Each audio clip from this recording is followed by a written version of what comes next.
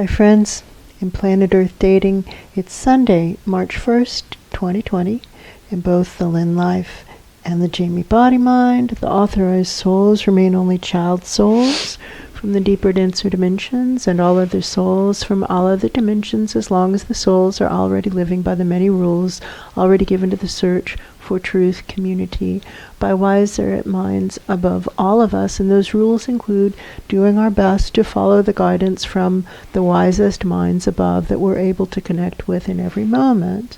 And for whatever reason, right now, the guidance from above seems to be that for the filming today, we are supposed to have a healing session. Hey, Baxter. Hi, baby. So that's what we're going to do. We don't really know why. Not yet. But we'll find out. They always have the reasons. And we want to start to build a critical mass of that healing energy at that exact intersection point until it pops, creating a bubble around all of us and expanding that bubble way out, all the way around the farm, all the way around everywhere that the Lynn Life lives and works. Not really just about the Lynn Life, but really more about the periscope itself, or about the portal itself. And feeling that bubble moving all the way around. And really, if anybody upstairs objects to creating a bubble around this space, I would have to wonder why you would object to that. So we're going to go ahead and claim the interior of the bubble, a sacred, safe, private, healing, learning, growing space. It's clear only presences we invite in are welcome to join us inside the space, and all others either move around, or if they break in, they're breaking divine law. And much, much bigger eyes than ours are watching them. And to the presences who normally hold open this sacred space for other healing subjects, if you don't want to hold it open right now, maybe it's a good idea to think about why you don't want to do that and what that might say about what you're really interested in. Just saying. There we go. Now reaching out through the top of the vertical pillar of the energy body and starting to pulse that toroid higher, higher, higher, higher. Pulsing the toroid of energy up as high as we're able to get it right now. And starting to send up the question, who outside the black hole of corruption that planet Earth seems to be inside of has the soul plan to be responsible for planet Earth?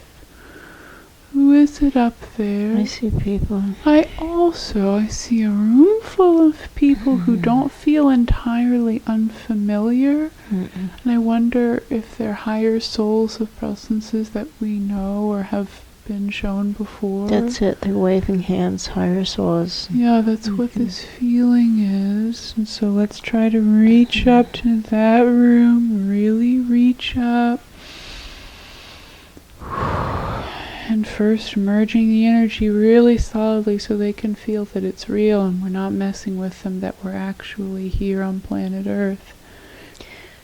It doesn't fit what they've been told. Not at all. It's no news is good news is what they've been thinking. Exactly, and they've been thinking since we haven't heard anything from planet Earth, surely things are okay down there. And it still feels like they think we're pranking them or we're making some kind of joke. So I can really show you out these eyes, using these eyes as the periscope. I can see out a window and I can see ground and trees and buildings.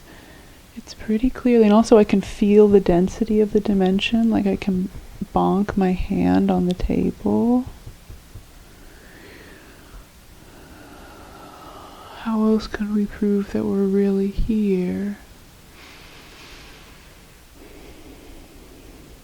Well, Baxter's right here, and he's living and breathing, and he's not a part of this body. It does feel like they're starting to believe it, almost just because it seems like nobody would go to this much effort to fool them about something for which they would get no benefit, you know? Mm-hmm.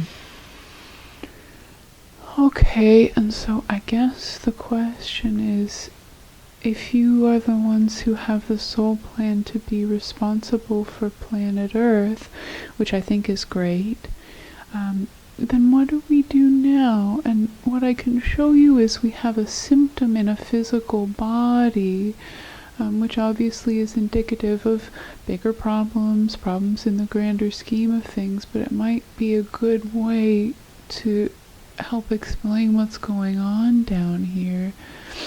This life, the one that I'm touching, the Lynn life, has been exhibiting this pattern in overnights, which are when these bodies are supposed to sleep because we're diurnal.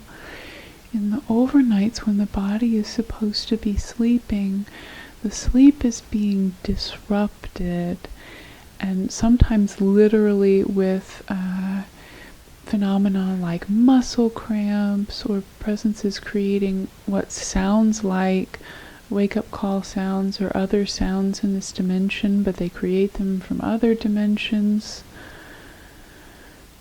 But there's this disrupted sleeping pattern that's been going on in the Lynn life for a while, long enough that it's really hard for me to feel the start at a quick grab in time. And that's kind of the jumping off point that we're using to get in touch with you today.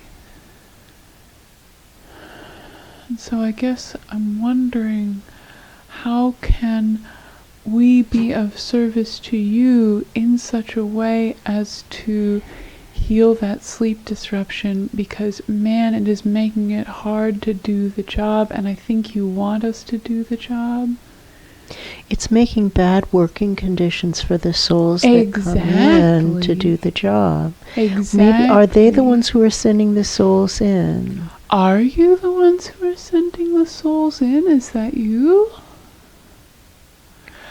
I don't think it's them. I don't think so. They don't seem to be aware that there were souls coming in. It feels like there's a lot of new information coming in. Are the presences who are sending in the souls part of the, quote, empire, unquote, the responsibility of these presences? That's a good question. Like, is it somewhere down in the hierarchy? Chain? Yeah. Yes. That feels possible. Mm-hmm. Like, it doesn't feel like the presences who are sending souls into this dimension are bandits or rebels. Feels like they have badges and standing.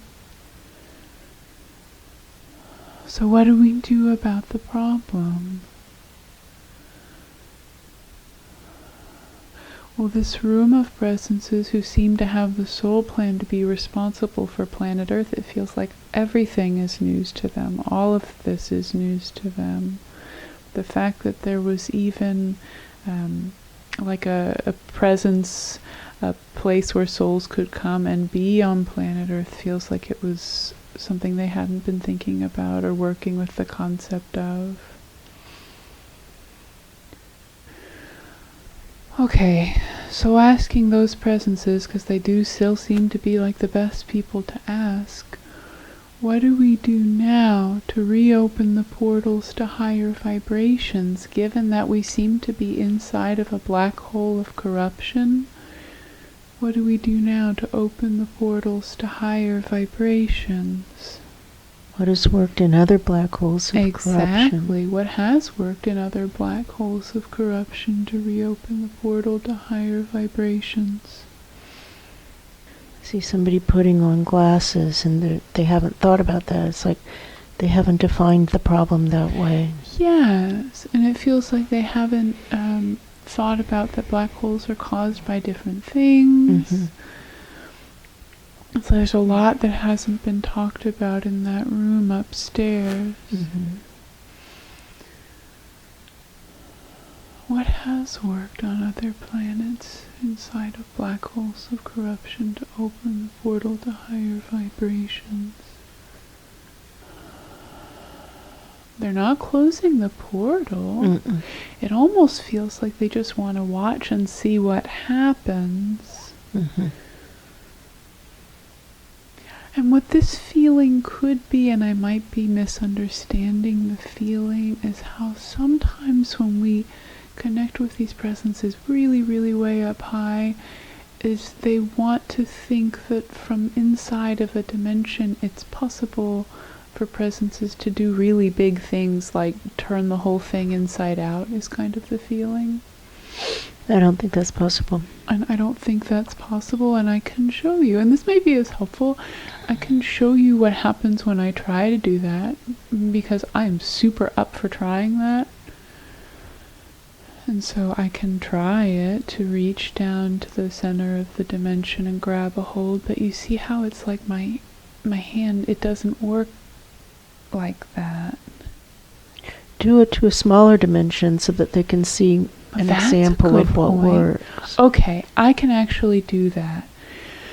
Okay, so here's what we're going to do. And actually this is fine, because there are always smaller suffering dimensions, and so that's not a super hard task to try. I don't think they're watching anymore. No, it feels like they wandered away. Okay. It really does. See if you can find the supervisors of the guardian angels of whoever the visiting souls are. Okay. Higher up the chain is better as long as they're still aware of the process. That's true. I can find the supervisors of the visiting souls, and then if I look up kind of through the ceiling of their room, I can find their supervisors. That's not high enough. No, not at all high enough. And so let's see, the next level of supervisors also doesn't feel high enough. It all kind of feels corrupt, like paid off. If we get to the next level, it still feels pretty paid off. Try to find somebody outside the black hole of corruption. Is there anybody? In this supervisory string. Exactly. Follow it up. Up this string of the supervisors. Following it up, and we can go up through a bunch of levels. Moving up, we can start to see a light at the end of the tunnel. And now it feels like we're starting to move through levels who really think that they're outside the black hole, but then we go up to the next level, and the next level can see clearly that the presences who came before them weren't outside of the black hole. Everything still feels corrupt. And it's getting harder to see.